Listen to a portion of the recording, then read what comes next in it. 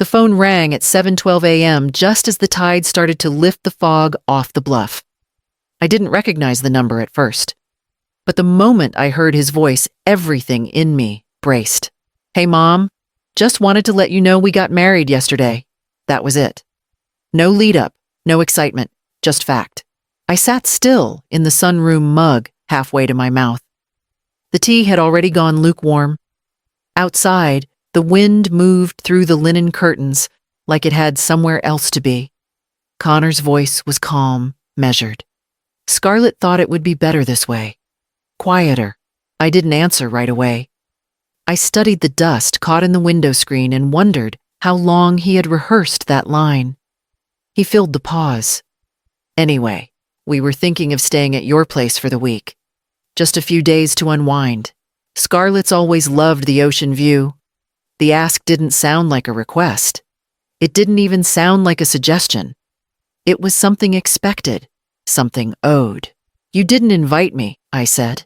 A rustle of breath on the other end. "It was complicated." That was his excuse. That was all I got. I stared at the book on the armrest beside me, a field guide to native plants. I had been planning to hike the South Trail this weekend, clip samples. But even that thought floated away like steam from the untouched mug in my hands. "I'll think about it," I said. He sounded relieved, already moving on. "Great. We'll arrive Friday." When he hung up, I didn't move. Not for a long time. The gulls began circling the cove by the time I stood and walked to the window. Below the bluff, the tide was rising steady, unstoppable. And somewhere in the back of my mind, I remembered a name I hadn't said in years. After Frank died, I didn't leave Monterey. I stayed. People said I should downsize or move closer to family, but what they meant was disappear.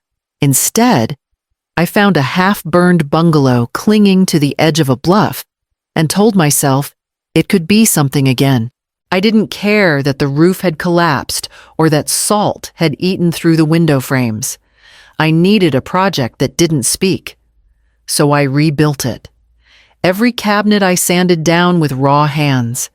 Every piece of tile in the kitchen, I laid myself crouched over a chalk line and grout bucket. Mornings were the hardest. The house was too quiet, too full of memories.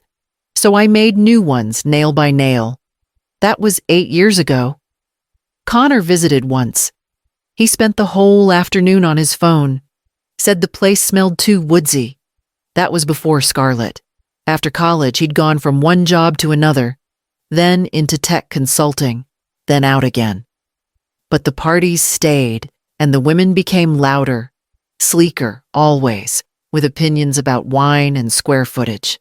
Scarlet showed up at a charity auction where I'd donated some preservation prints. She introduced herself as a brand curator, whatever that meant, and spent 15 minutes talking about coastal property values. Later, I heard her laugh at my hummingbird wallpaper in the downstairs bath. "It's cute," she said to someone, like something your grandma would have in a storybook cottage. Then I heard her again when she didn't know I was behind the stairwell. "It's quaint in a sad librarian way." I didn't confront her. I told myself I was being sensitive. I poured more wine, refilled their glasses, smiled at her shoes. Size 6 imported leather polished to a mirror shine. I said nothing, like always. But this wasn't then. This was now. The second call came just before noon. I recognized her voice before she said her name. Scarlet always spoke like she was being recorded, measured, sugar-dipped, every vowel rounded just so. "Hi, Maris, just wanted to say we'd love to be in the house by Friday. I have a spa day booked nearby, so it just lines up perfectly. Not would it be okay or do you mind? Just a smooth transition from her needs to my home, like it had already been decided." I kept my voice neutral. "Why didn't you tell me about the wedding?" There was a pause. Then a little laugh the kind people give when they're annoyed but trying to sound charming. "Connor thought it'd be easier that way." Easier than what? Including his mother. She didn't wait for a reply. "Anyway, the house is just sitting there. Seems like the perfect way to start fresh." That word start irritated something in me I hadn't felt in years. Like everything that had come before was disposable. Like I was just the last tenant before the real owners arrived. She went on talking about sunset views and how the bathroom tiles would photograph beautifully. And then, as if testing the waters, she said it. I mean, it'll be ours eventually, right? Might as well get used to it. She laughed again lightly. I didn't. I just stared out the window where a pair of doves were tugging at threads on the porch swing. I'll see what I can do, I said, then ended the call. That night, I lit the lamps along the porch rail, little copper domes I hadn't touched since the last storm season. Their glow cast a soft path to the edge of the bluff, where the sea looked darker than usual. I stood there for a long time, not moving, not blinking, just listening. Then I went inside, took out my phone, and opened the contacts list. I didn't have to scroll far. Theo answered on the second ring. Theo hadn't changed. He still answered the phone like every word might end up in a file. I hadn't spoken to him in nearly a decade, not since Frank's estate had a minor dispute over royalties. He'd handled it quietly, efficiently, and without judgment. That was why I trusted him now. He didn't ask for explanations when I told him what I needed. Just said, "Give me 48 hours." 2 days later, a white envelope appeared in my mailbox. No return address, no name, but I knew his handwriting. The clean, slanted script of someone who used to write reports, meant for courtroom exhibits. Inside was a folder. I sat at the kitchen table and spread the pages out beside the morning paper. Scarlet Moore, age 32. Born in Nevada under a different name, Sarah Malin.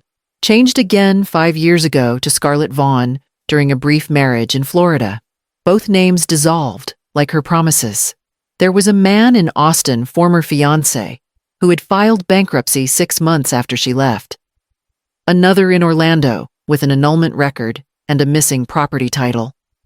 And then the note in Theo's clipped handwriting. Both men lost significant assets after separation. One filed a restraining order citing emotional and financial manipulation. I flipped the next page. A photo grainy but clear enough. Scarlet in sunglasses and a cream dress shaking hands with a man in a suit outside a glass building. The caption below written in Theo's block letters, Carmel, Ocean Crest Development Group. Another note followed. They've met 3 times in the last month. Specialize in property conversion. She's circling your land. I leaned back in the chair, feeling the weight settle in my chest. Connor's voice echoed in my mind. Scarlet loves the ocean view. Now I knew why. I gathered the papers, slid them back into the folder, and reached for the phone again. There was only one person who needed to see this next. I opened the floor safe for the first time in years. The lock still stuck halfway through the turn, just like it always had. Inside, nothing had shifted. The deed lay beneath the blue folder with survey maps, and beneath that, the letters from the historical foundation proof that the Monterey Historical Society had recognized the house's original structure even after the fire. I placed everything on the dining table, laid out corner to corner. I didn't rush. I made tea, opened the windows, and let the morning in while I worked. Marla Chen picked up on the first ring. Maris Yu finally getting around to that living trust. I gave her the short version. She asked no questions, only said, "Send me everything by 4 p.m. I'll have the paperwork ready by tomorrow." Also, I added file with the Coastal Registry. I want the house officially marked as historical. No structural changes without a full hearing. There was a pause. Then, understood. By late afternoon, I had scanned every document, sent everything to Marla, and reviewed the pending trust language line by line. The Alden Heritage Trust would own the property now, not me, not my son, and certainly not his wife. The trust would pass to my grandniece when the time came, with clauses preventing resale for 30 years. I made sure of it. I didn't scream, I didn't accuse, I didn't call Connor back. Instead, I wrote a new will and signed it with 2 witnesses from the cafe down the road. They didn't ask what I was doing. They just smiled politely and said they liked the smell of the old paper. Later that evening, I pulled a shallow cedar box from the linen closet. I lined it with velvet. Into it, I placed copies of the folder Theo had given me. Scarlet's names, her old fiancé, the restraining order, the meetings with developers. On top, I laid a small card. Welcome to your honeymoon. I wrapped the box in silver paper and set it by the front door. They pulled up just after 2. I watched from the side window, the curtain drawn halfway. Scarlet stepped out first, dressed in white linen like she was auditioning for a magazine shoot. Connor followed, sleeves rolled, sunglasses still on. He looked relaxed, unaware. The silver box was already waiting on the porch, placed neatly against the doorframe beneath the brass handle. No keys in sight. Just the package wrapped tight, with a handwritten note taped to the top. Welcome to your honeymoon. Scarlet spotted it first. She leaned down, inspected the tag, then looked back toward the car. Connor shrugged. She opened it right there on the porch. I couldn't hear her at first. Just the shifting of tissue paper, the stiff crackle of a dossier being unfolded. Then the scream came, sharp, guttural, sudden. The kind of sound that cracks open the air around it. Neighbors would later tell me they thought someone had been hurt. A child, maybe. Or an animal. But no ambulance came. Just silence. Then the sound of the screen door slamming shut behind them. Inside the box were facts. There was a printed dossier outlining her name changes, addresses, and former engagements. A timeline showing the overlap between her relationship with Connor and her meetings with Ocean Crest Development Group. Photographs of her shaking hands with their lead developer outside a private club in Carmel. Copies of court documents, specifically a restraining order filed in Texas for emotional and financial manipulation. At the bottom of the stack sat one final page, a notarized letter from me. You may visit, but you will never own. They didn't knock, didn't call, just left the box there. Open guts exposed while they got back in the car. Connor looked straight ahead, hands white around the steering wheel. Scarlet stared out the passenger window, not blinking. I watched until the car disappeared beyond the bend, and the gulls slowly returned to the bluff. Then I stepped outside and picked up the lid. He came early the next morning, pounding on the front door like the house owed him an explanation. I opened it slowly. Connor stood there, jaw tight, red, rising in his face. He didn't say hello. You ambushed her, he snapped. You humiliated her. You're ruining this. I didn't step outside. I kept one hand on the doorframe. I gave you information, I said. What you do with it is your business. He scoffed, hands flying up. This is about control. It always has been. You don't like not being the center of things. The words didn't sting. Not anymore. I'd heard versions of them before, usually when he was cornered or embarrassed. This time, though, he believed them. That was what hurt. You want to control everything, he repeated. Even now, I didn't flinch. And you've always looked away. His mouth opened, then shut. He didn't have a comeback, just frustration simmering in his eyes. Behind him, Scarlet sat in the car, arms crossed, lips pressed thin. She didn't turn. She didn't move. She hadn't come up the path. She hadn't knocked. She didn't marry you, I said quietly. She married what she thought you'd inherit. Connor shook his head like I was speaking another language. We're done here, he said.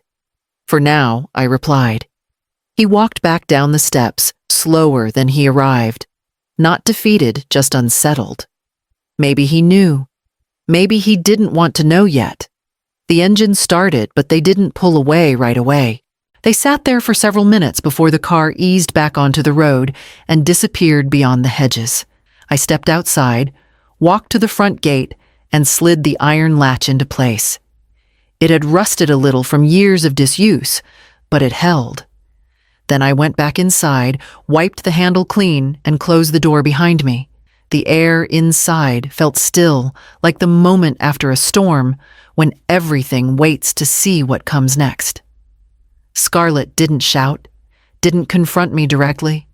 That wasn't her style. She knew where to strike quietly, where the cracks already lived.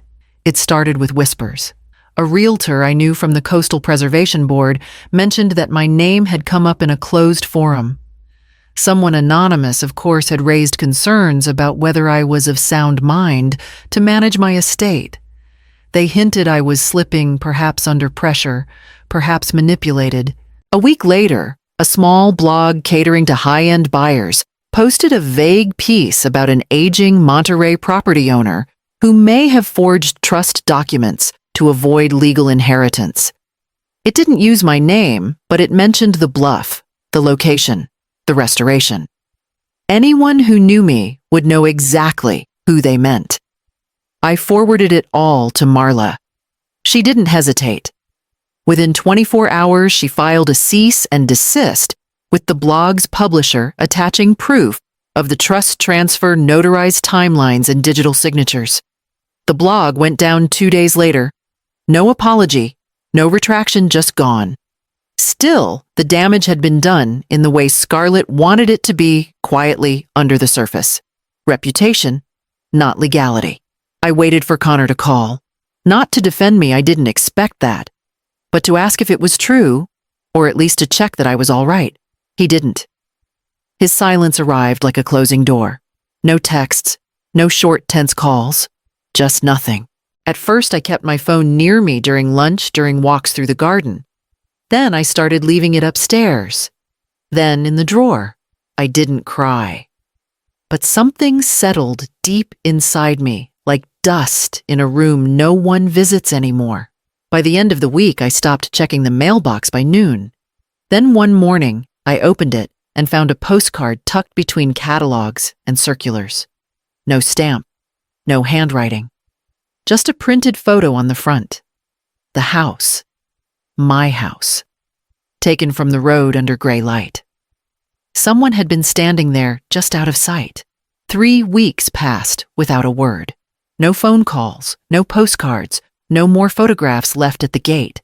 The silence no longer felt like a wound, it had become a landscape. I could move around it, breathe inside it. I started small. The sunroom needed new paint. The old color had faded to something dull and uncertain, like I'd been waiting for someone else to choose what it should be. So I laid out drop cloths, stirred the paint myself, and rolled the first coat along the walls. Each stroke felt deliberate, patient. I worked through the morning until the light shifted, and the air smelled faintly of salt and something clean. Outside, the garden had gone to seed. I pulled up the dying ornamental flowers and replanted the bed with coastal grass and sage plants that belonged here, that didn't demand more than the land could give. I filled a wheelbarrow with weeds and felt my knees ache in a way that reminded me I was still alive. There were quiet hours in between afternoons when I'd sit in the kitchen radio, low, waiting for nothing in particular. It was there, sorting through the drawer beneath the breadboard, that I found the old postcard. The edges were soft, the ink faded, but I knew the handwriting immediately. Connor had written it from summer camp when he was 9. Can we live here forever? Mom? I traced the sentence with my thumb. His letters were uneven, still learning how to hold a pen steady. I stood there for a long time, card in hand, then slid it back into the drawer beside the spare keys. Not as a keepsake. Not as forgiveness. It was a reminder of something simpler. Before the noise, before the distance.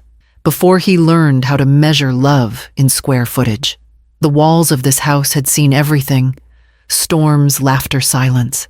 Now they were mine again. That evening, I poured tea, stepped out to the porch, and watched the gulls circle low over the water. They separated quietly. No dramatic exit, no slammed doors, no lawyers showing up at my gate. Just a slow unraveling, the way fabric gives out at the seams before anyone hears the tear. I found out through a mutual acquaintance on the preservation board, someone who still had connections in town. Scarlet had moved back to Nevada. Word was she'd been seen having dinner with a developer in Tahoe. Connor hadn't followed. He stayed in the city for a while alone as far as anyone knew. He never called, not to explain, not to apologize, not even to say she was gone. I told myself I was fine with that. Most days I was. But some mornings the silence felt heavier than it used to. Then sometime in late spring, a small package arrived on my front step. No name, no return address. Just my full name typed neatly on a shipping label. Inside was the seashell frame Connor made for me when he was 12. I'd helped him glue the scallop shells to the corners one rainy weekend, and he'd picked a photo of the two of us at the tide pools near Big Sur, his hand clutching mine, both of us soaked from a wave we hadn't seen coming. The photo was gone now. The frame was empty. There was no note. I turned it over in my hands for a long time, expecting something else, anything else, but it was just the frame. Nothing added. Nothing taken except the image. I placed it back on the mantel exactly where it used to sit, between the old glass buoy and the jar of beach glass I'd collected over the years. The shells were chipped, now the edges dulled. Still it held. Some things return, not whole, but still recognizable. Some don't return at all. That evening, as I stood at the edge of the bluff, I watched the water move like it always had, patient, powerful, unbothered by anything built too close to the edge. The ocean didn't know loss. It just kept breathing. And so I decided, would I?